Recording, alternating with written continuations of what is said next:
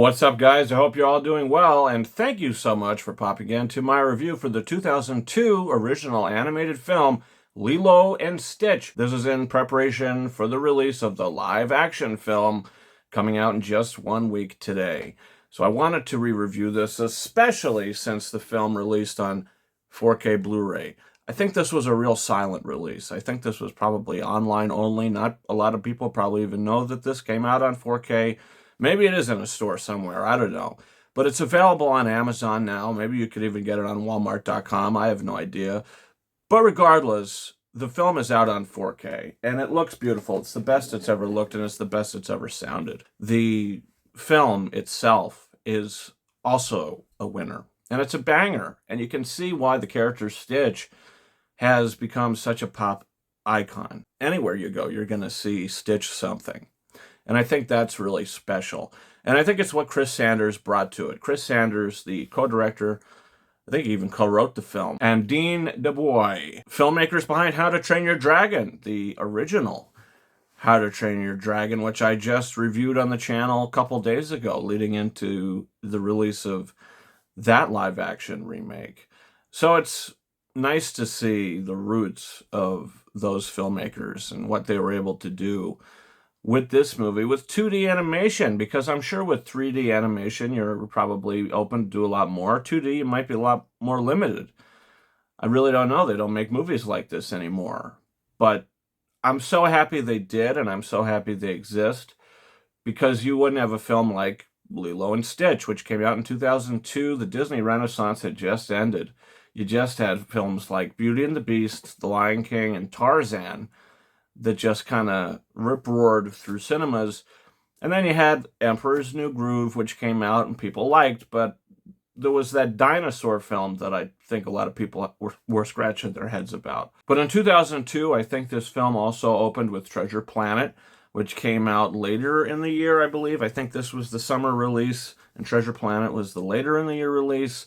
Regardless, they were both nominated for Best Animated Feature that year, but they didn't win because Spirited Away, Hayao Miyazaki picked up his first Oscar for that film. But Lilo and Stitch, why does the movie resonate so much? Well, I think it's because of a couple things. I think it's because of the animation, the Hawaiian backdrop, the character Stitch himself and Chris Sanders' voice performance as Stitch, and the soundtrack, which is phenomenal. It's one of the most re-listenable Disney soundtracks. And it's not even that original, because you have a lot of Elvis music in there. You have a lot of other Hawaiian songs, which I'm pretty sure were created for the film. Like the opening credits when she's dancing in the studio, or she's running to dance to the studio. That whole chant that's playing then, I'm pretty sure that's original. You also have the Hawaiian Roller Coaster Ride, which is just a song that I've had stuck in my head for the past few weeks since I watched the film. I mean, it's stuck in my head. It's such a great song. There's no place I'd rather be, lingering in the ocean blue, until the sun sets beyond the horizon, flying higher than Hawaiian Roller Coaster Ride. Yeah, I'm a sick man. Forgive me. I can't help it. I love it. I think it's a great song. But the film itself, other than the soundtrack, which you have a great score by Alan Silvestri, which is extremely fun, and a callback to the Back to the Future score, which he did. This is a great score. It's got great songs. It's got great characters, and it's got heart. The movie has so many things. This is a banger on so many levels. But the heart of the film is probably the strongest thing about it, to be honest with you. The Ohana means family. Family means no one gets left behind.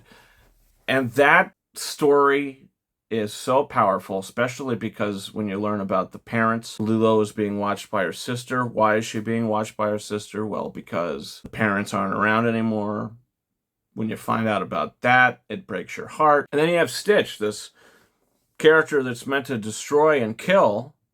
When he meets Lilo, she's able to, I mean, they create a bond, they create a friendship. It's almost like E.T. and Elliot in many senses. So what happens is she unlocks his heart, basically, and now he's able to love. I just think it's a real beautiful movie with side characters that are also great. Jumba, Pleakley, the other big guy, the villain. I don't really care about the villain, by the way. The big monster villain. You got to fight him in Kingdom Hearts, one of the Kingdom Hearts games as well, the spin-off games. The woman, though, the leader of the council or whatever, her voice is just so different and so alien-like and so powerful. I don't know if she's coming back to do the voice of her in the new one, but still, cool design, cool looking character, and a great movie. I mean, this is a entertaining film. This was a win for Disney when it came out, and it's a 5 out of 5 star films. Watch Lilo and Stitch, and as it ends, don't tell me that your heart's just not completely full when you're seeing the photos of them going around to all these different places as a family, taking pictures and putting them on the wall.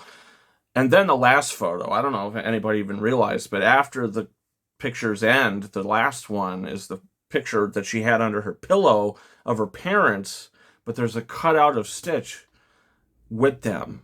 He's just like kind of placed in the scene. And it's so sweet that he's just kind of looking over them. I don't know. This movie's fantastic. I love Lilo and Stitch. And to be honest with you, if I watched this going into Moana 2, I probably would have thrown it in my top 10 Disney animated classics. This probably would be number 10. I think I put the original Moana somewhere on that list. This is replacing that. I mean, that's a great movie too. But this film is just, I mean, it's so many things. And it feels like you're watching something special when you're watching it. And that doesn't happen a lot. So that's my thoughts on Lilo and Stitch, guys. Comment down below. Do you plan on seeing the new film? Also, don't forget to hit that subscribe button. We got a bunch of other reviews coming in the future. We've got reviews for the Karate Kid films up on the channel now, leading up to Karate Kid Legends. I reviewed the original 2005 Fantastic Four, leading into the new MCU film. I'm reviewing a lot of older films on the channel right now because there's a lot of big sequel things that are coming out, franchise things that I kind of wanted to dip my feet into. So you can follow me on Twitter and or X at RyanKing72. And guys, that's been it for me. Thank you so much for watching my review for the original 2002 animated classic, Lilo and Stitch. And until next time, over and out.